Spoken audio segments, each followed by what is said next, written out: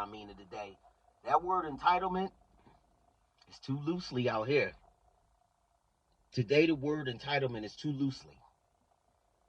The entitlement list over here is as high as the Sears Tower in Chicago. But over here, the work production to put in to feel entitled to whatever they feel like they're entitled to is low. Is low. You're anemic in the entitlement work production. The things that you're working for, that you should feel like, okay, well, I put the work in, I should be entitled to that, is low. You're anemic in that department. It's crazy how people just based off friendships and relationships and the time history of you knowing somebody is the reason why you should feel entitled to their success or entitled to their heart, or entitled to the things that they have going on in their life. A man could be with a woman 15 years and don't appreciate her none of the 15. Why she continued to roll with him, that's a question for another day. But she did. It'll get to the 16th year and she's ready to break camp finally. It's men out there that be like, yo, that's crazy. All the history we've been through, all the time we've been through. Oh, just because you've been through history and you've been through time doesn't mean it was in good standing. Doesn't mean it was in good memory. We're not talking about somebody who's been there and just been alongside the ups and downs, the peaks and valleys. We're talking about somebody who was just destroying camp since they started. You believe that that woman should be able to ride with you for another 15 more years after all the 15 heartbreaks, the 15 cheating scandals, along with the 15 STDs later? The lady is tired. She's ready to break camp. Fuck is you talking about? What are you entitled to? Because y'all have history? Doesn't mean the history is in good standing. Doesn't mean the history brought her happiness. We're not talking about the regular struggles that come along with relationships. We're talking about you didn't appreciate that woman from day one. Now and again, it is on her that the fact that she rolled with you this long. But just like we know in anything in life, there's an expiration date. And she finally chose hers. You're not entitled to shit. So what, y'all been together for 15 years? So what, that's all you know? If it's that serious to you, you would take care of it. You would take care of it and make sure you're on your game to the point so you don't have to lose her for another 15 years. If it's that serious. What are we entitled to? When you're entitled to something, you have to put in work with something. Then you can sit back when you worked your ass off, then you can say, yo, I'm entitled to that, man. I put in fucking work. But when you know you didn't, what are you entitled to? What are you entitled to? See, anybody that has a man or woman in their life and is for basically significant other purposes, if that person is not consistent, you talk to your man Monday and the next time you talk to him Friday, and it just resurfaces like that every single week. He drops in, they give you some dick every now and then and go around about his business. Ladies, you don't have a man. You got dick. You don't have a man. You have dick. The entitlement, it should be no entitlement there. You don't have anything. If a man or woman is not consistent in your life, how can you call them your partner? You know what I mean? Like this is highly confusing to me. How can they become a partner? Inconsistency. Do you feel at the end of the night that you have a significant other when you talk to them twice a week? Or you don't know when the next time you're seeing them? Them people are not sickly. Them people are not traveling the states for work. They're not in and out of penitentiaries. It's just that's how they decide to move. You don't have a significant other. You got a friend with benefits that drops off dick and pussy every now and then. That's all you got. That's what you got. But it shouldn't be entitled to shit. And them people shouldn't come when they do show up and feel entitled to anything. For what? What you need to know what's going on in this household? You're not here. Why you need to know whose shoes is these here? You not here. Last time I seen you was months ago. But people feel entitled about that. Because you got to realize, when they feel like they can control the situation, or they feel like somebody loves them a little bit more than they love you, that's when entitlement creeps in. They think you're supposed to ride with the bullshit no matter what they throw up. People are loosely with the love thing. They will cause you bullshit for months. And when you finally had enough, or you decided to say, yo, I'm not fucking with you no more. Oh, damn, what happened to what we built? What did we build? The fuck did we build? A nut house? Because that's all the other party has been feeling like a fucking nut. The whole time you've been doing what you wanted to do. What did you build? A nut house? From the ground up? That's all that's happening. But people feel entitled. Oh, well, you said you loved me.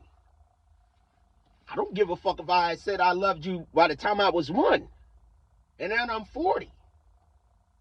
What are you doing in my life today to make me feel like you're worth entitlement? What are you doing? That only goes but so far. See, you can love people from a distance. You can love people from a distance. People just want to feel entitled. Ladies want to half-ass with some men out here. Some ladies want to half-ass with men out here. They want to be the ones in a relationship. But when it comes down to doing for a man, they can't do it. They want to be taken care of properly. But when it comes down to doing anything for a man, the average things that a man appreciates from his woman, the average shit, she can't do it. It's an issue. It's doing too much. But they feel entitled when it comes down to them. They want you to stop what you doing to come save them when they're in a jam or things of that nature. It's entitlement. This entitlement thing is crazy. It's spiraled out of control. It's at a high level. And when it comes down to the work ethics, and it comes down to the production of other parties, showing their part, doing their part, that list is fucking low.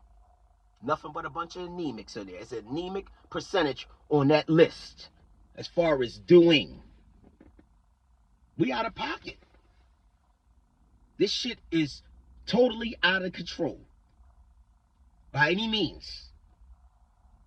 But what are we entitled to when you haven't put shit in? Nobody owes you anything. You're good as what you stand on or what you do.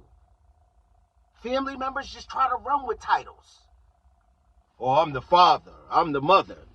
What have you done for that boy or that girl? What have you done? Okay, you laid on the table. You carried her for 9 months. You shitted her out. Unfortunately, the real work starts once that happens. The productivity, the grind, the ups and downs, the being there for her, caring for her spiritually, mentally, physically. To know that they feel like you're the main one in their corner. You can dismiss all that for years and still come to the table. Well, I'm the kid's parent. Who gives a fuck? That don't got shit to do with nothing. If that kid is good-hearted enough to forgive you and to still praise you at a high stakes, God bless him. But understand that they don't have to. You're not entitled to shit. My mother and grandmother is everything to me. I say that shit all the time. That a Michael and Magic Jordan, that a Michael Jordan and Magic Johnson to my life. It's not because of who they are. It's because of what they've done. It's because of what they've done. You're not entitled to shit. People out here watch people grind. People out here watch people be on their music, be on their sports tips. You know what I mean? Be on their real estate grind. They watch them get up and grind every single day. People who they know in the hood don't support them, haven't posted nothing, reposted anything, say, yo, this is my man, check out what my man is doing, haven't liked nothing, haven't commented, haven't saluted him, or nothing. From their hood. From their own hood. They'll support other motherfuckers who's popular, because you know the game today is all about popularity. Yeah, it's about popularity. See, when you want to come up and you got decent shit happening, but because it's not buzzing as of right now, where everybody in the world knows about it now, and you're popping and you're getting these amount of views, or you're doing numbers, or you got these type of connections, because that shit all comes in due time. But when you're not at that level currently, the people tend to ride with whoever is on that level.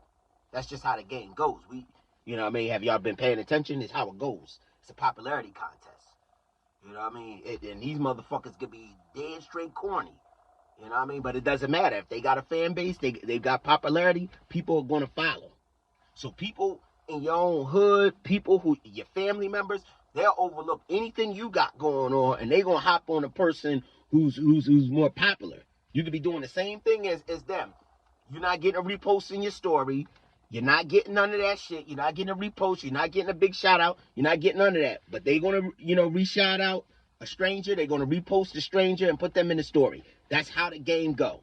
I said before, and I will say it again. When you on your grind and you doing your shit, you have to lock in and understand you're by yourself on this journey. And you have to love it and embrace it, because you're the only one. But when that shit turns around in 3 circles, and the people start picking up the phone and they saying, yo, we want to pick up your Yah-Mean on a VH1, or we want to pick it up on a BET, or yo, the Point Breeze Way, yo, you writing your first memoir? Yeah, we want to interview you on NBC. We want to interview you on Fox 29. We want to do all this stuff. Then when the shit go rolling, doing a Point Breeze, TV series. And that comes, oh yeah, we want to link it to, Stars, or whatever the case may be, or whatever network it is. We want to dance with you on the dance floor, see what we can do. Then all these people gonna come out of the woodwork about how they grew up with you. That's my man. We lived around the corner from each other. Niggas just gonna start feeling entitled. They got their hand out like the United Way symbol. That's just how this shit go. You gotta understand the game out here. So that's why I try to tell everybody, you have to understand when you're on this journey, you're going to be doing a lot of things alone, and you need to embrace it that way. You're the only one that's coming up with the material. Who should feel entitled about what? When it comes down to me performing these rhymes with Rizzes, I'm writing the rhymes. I'm doing the performances. I'm putting the production together. I'm putting the features on there, the sound effects. I'm dedicated to this craft every single week. When it comes down to writing the Point Breeze Way, my book, I'm writing the things on there. I'm painting a picture in there. I'm sitting back in a couple days off so I can gain the vision again. I'm sitting there listening to 90 songs that could bring me back to the era to where I was at. I'm creating all these things. I'm by myself. There's no ghostwriter. It's me. It's me. Writing the Point Breeze Way TV series for the future, I'm coming up with that creative. It's me.